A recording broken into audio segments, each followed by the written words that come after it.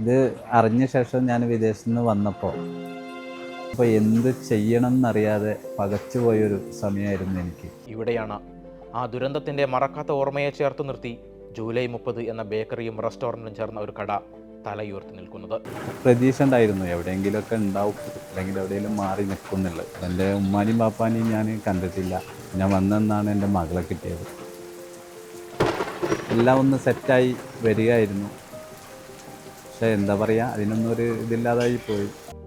ഉമ്മയും ബാപ്പയും ഭാര്യയും മക്കളുമടക്കം 11 കുടുംബാംഗങ്ങളെ കഴിഞ്ഞ ജൂലൈ 30 ഉരുളെടുത്തപ്പോൾ സ്തംഭിച്ച് നിന്നുപോയവൻ. ദുരന്ത വഴിയിലെ ജൂലൈ 30 എന്ന കുഞ്ഞു ബേക്കറിയിൽ അനുഭവിച്ചതിനെയെല്ലാം ഉള്ളിലൊതുക്കി നൗഫൽ പുതിയ ജീവിതം സ്വപ്നം കാണുന്നു. KNM സംഘടനയാണ് ഈ കട വെച്ച് നൽകിയത്.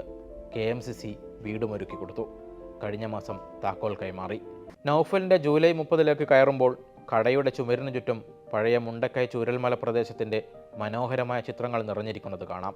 പാലുപോലെ ഒഴുകുന്ന പുന്നപ്പുഴയും തേയിലക്കാടുകൾക്കിടയിലൂടെയുള്ള കുഞ്ഞു റോഡും പൊട്ടുപോലെ അടുത്തടുത്തായി തലപൊക്കി ഉയർന്നു നിന്നിരുന്ന വീടുകളുമെല്ലാം പഴയ ഓർമ്മകളെ തിരികെ കൊണ്ടുവരും.